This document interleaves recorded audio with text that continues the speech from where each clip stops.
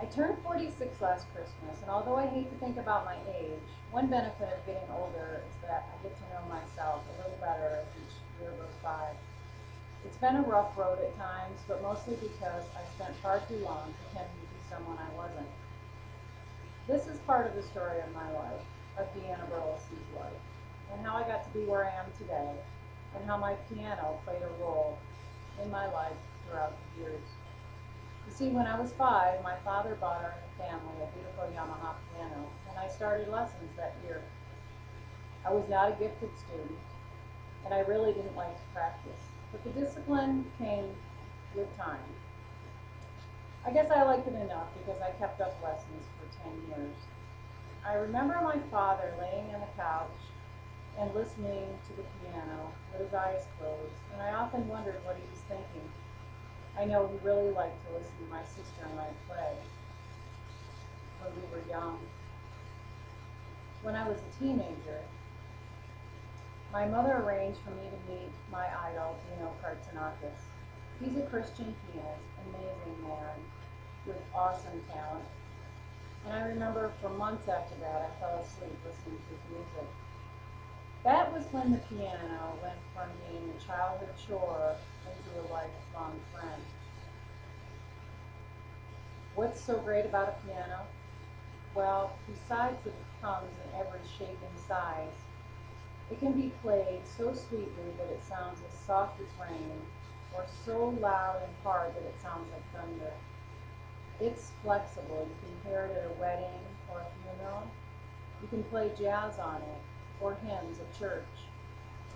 I was a church pianist for a few years, and it's a good thing for me because when I left home at 18 and got married, I couldn't take the piano with me. My husband was an Air Force airman who lived in a small apartment in Austin, Texas. We eventually moved to Japan, and if you don't know anything about military life, having a piano isn't very practical because of weight restrictions.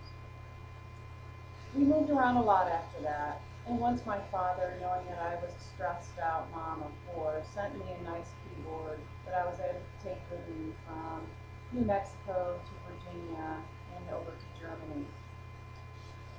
When my husband retired from our last duty station in Colorado Springs, we moved back to our hometown in upstate New York.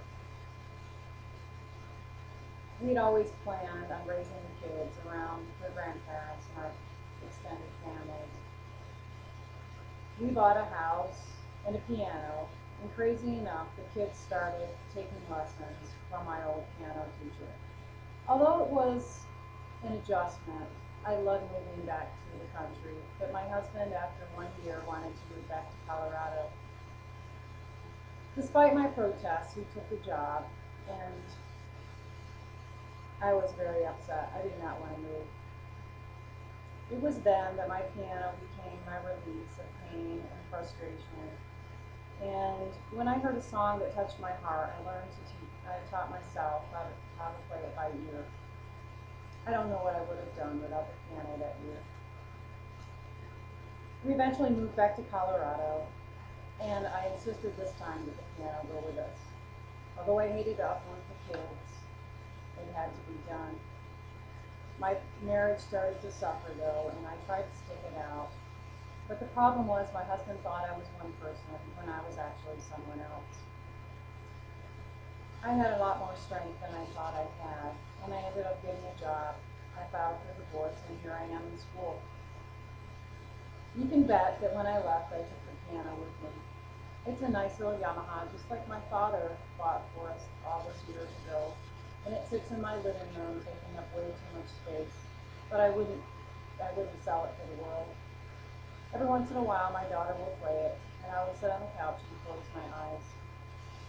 Life goes on, and no matter where life takes me, I will take my piano with me.